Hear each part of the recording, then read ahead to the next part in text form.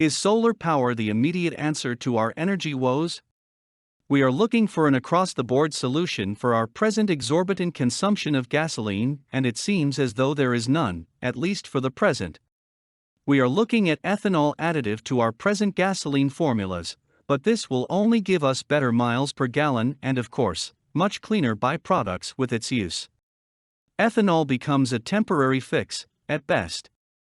The reason, of course, is the need for the corn-based sugars and other similar sugar and starch crops to produce it.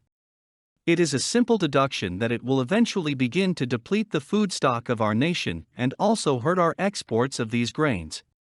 We could, with the anticipated increase in need of our corn crop, grow the extra acreage that would be needed to meet any anticipated needs. We must keep in mind the amount of labor that would be required to accomplish this task.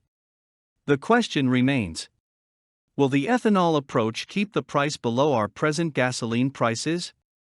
All in all, we must accept the fact that we will not be able to have our gas and eat our corn muffins too. There are also other crops which can be used to derive the ethanol fuel, such as soybeans, sugar beet, raw sugarcane, etc. The fact still remains: the choice will be gas for our automobiles, and along with this will eventually come a vast depletion of one or more of our key domestic and export crops.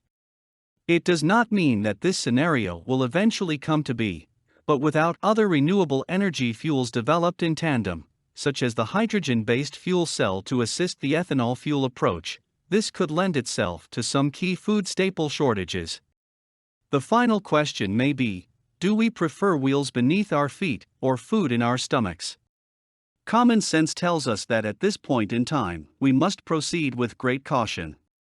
Granted, the very large South American country of Brazil has embarked on their ethanol program for approximately a decade now, with fairly good results, and have enjoyed the weaning from foreign oil. Will it ever be 100% remains to be seen. Solar energy is one possible approach being tinkered with to produce hydrogen in order to power our future power plants, and it is hoped that electricity, which now helps to deplete our fossil fuels, will help us to deliver the fuel needed to produce power for advanced fuel cells being developed to power the automobiles and trucks, etc. of the future. Unfortunately, producing hydrogen by using solar energy electricity is very inefficient. This being said, solar energy is fully renewable and therefore must be considered. Along with the hydrogen fuel from solar approach comes recent announcements of some breakthroughs holding great promise using solar to economically produce the hydrogen needed for fuel cells for both the automobile and our industrial needs, and not using up all of our food resources in the process. For more content like this, please visit learnforfree.biz. Content produced and distributed by AllSuperInfo. All rights reserved. Discover the proven formula for automated sales and success that you can apply to your business in under 30 minutes.